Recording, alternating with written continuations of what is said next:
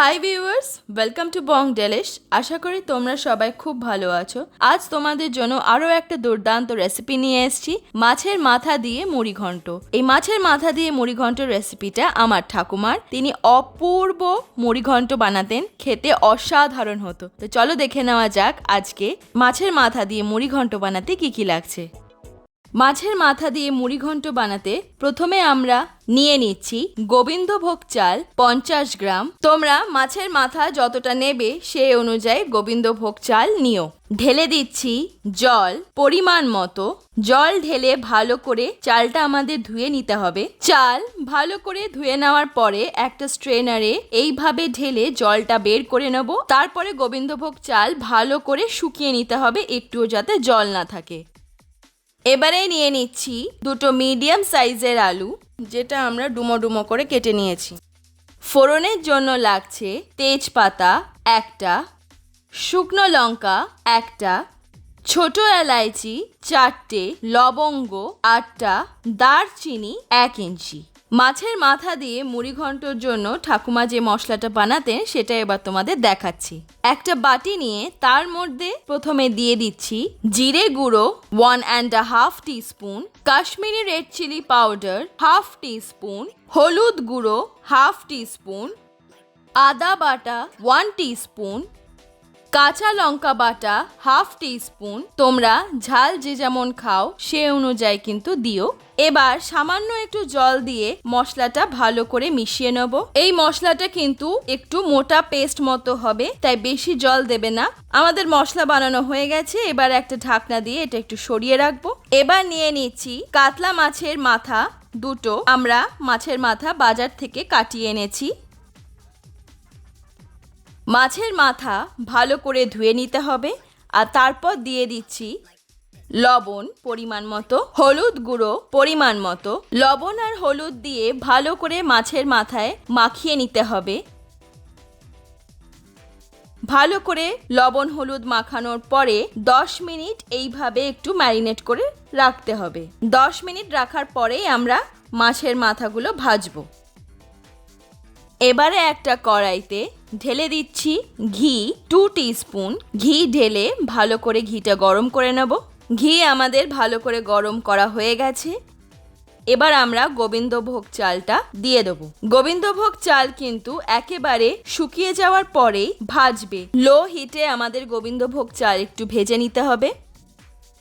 গোবিন্দভোগ চাল আমরা 3-4 মিনিট লো হিটে ভেজে নিয়েছি। পোলাওয়ের চালের মতন কিন্তু ভাজা ভাজা হবে না। 3-4 মিনিট লো হিটে নাড়াচাড়া করলেই গোবিন্দভোগ চাল ভাজা হয়ে যাবে। আমাদের চাল ভাজা হয়ে গেছে। এবার চাল তুলে ঢাকনা দিয়ে ঢেকে রাখবো। কড়াইতে এবার ঢেলে দিচ্ছি সর্ষের তেল 4 টেবিল স্পুন। সর্ষের তেল ভালো করে গরম করে নিতে হবে যতক্ষণ না হালকা একটা ধোঁয়া বেরোচ্ছে, ঠিক যেমন দেখতে পাচ্ছ। তেল ভালো করে গরম হয়ে গেছে। এবার আমরা আলুগুলো ভেজে নেব। লো টু মিডিয়াম হিটে আমরা আলুগুলো ভেজে নেব। দিয়ে দিচ্ছি লবণ স্বাদ মতো। লবণ দিয়ে ভালো করে নাড়াচাড়া করে নিতে হবে। লবণ দিয়ে ভালো করে নাড়াচাড়া করার পর একটা ঢাকনা দিয়ে ঢেকে লো হিটে 2 মিনিট রাখতে হবে। 2 মিনিট পর ঢাকনা খুলে দেখতেই পাচ্ছি আমাদের আলু ভাজা হয়ে গেছে।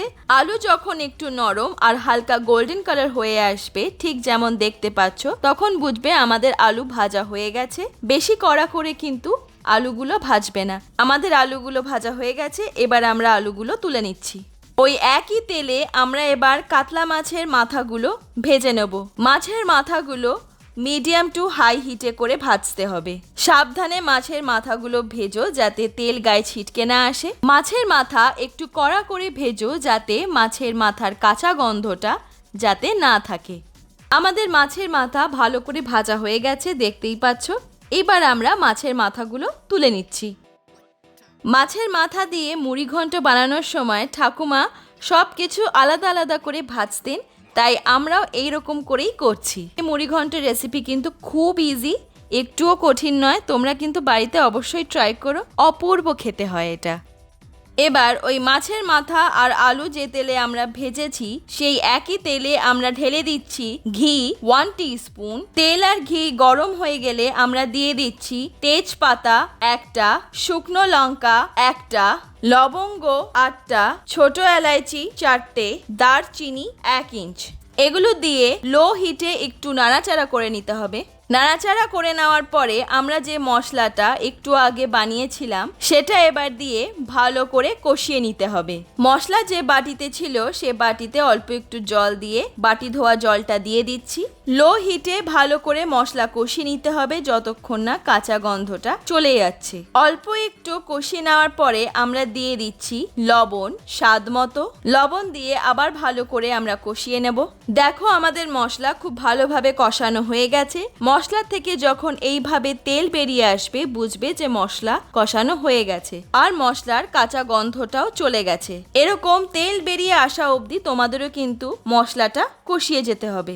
মশলা কষানো হয়ে গেলে ভেজে রাখা গোবিন্দভোগ চাল এবার দিয়ে ভালো করে মিশিয়ে নেব।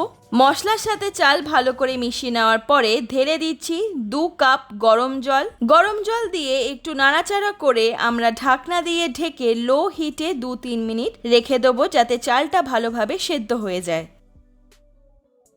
2-3 মিনিট পর ঢাকনা খুলে ভালো করে নাড়াচাড়া করে নেব।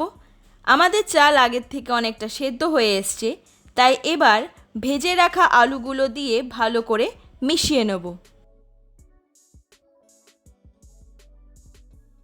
এবার ভেজে রাখা মাছের মাথাগুলো দিয়ে দেবো। মাছের মাথাগুলো আস্তে করে একটু ডুবিয়ে দেওয়ার চেষ্টা করো যাতে মশলাটা খুব ভালোভাবে ঢোকে। সাবধানে করো মাছের মাথাগুলো যাতে ভেঙে না যায়। মুড়ি ঘন্টতে মাছের মাথাগুলো গোটা গোটা থাকলেই ভালো লাগে। এবার দিয়ে দিচ্ছি চিনি 1/2 টিস্পুন। চিনি দিয়ে ভালো করে মিশিয়ে নেব। চাল কিন্তু একেবারে সেদ্ধ হয়ে যাওয়ার পরে চিনিটা দেবে, কারণ চিনি দেওয়ার পরে চাল একদম সেদ্ধ হতে চায় না। এবার ঢাকনা দিয়ে ঢেকে 2 মিনিট লো হিটে রাখতে হবে। 2 মিনিট পর ঢাকনা খুলে দেখতে পাচ্ছি আমাদের মুড়ি ঘন্ট প্রায় রেডি হয়ে এসছে। মুড়ি ঘন্টর কনসিস্টেন্সি এরকম থাকতে থাকতেই আমাদের নামাতে হবে, কারণ ঠান্ডা হয়ে আসলে পরে আরো একটু শুকিয়ে আসবে। ঠাকুমা মাছের মাথা দিয়ে মুড়ি ঘন্ট একটু মাখো মাখোই রাখতেন, তাই আমরাও ওরকমই রাখছি। এই মুড়ি ঘন্ট খুব ড্রাই হয় না।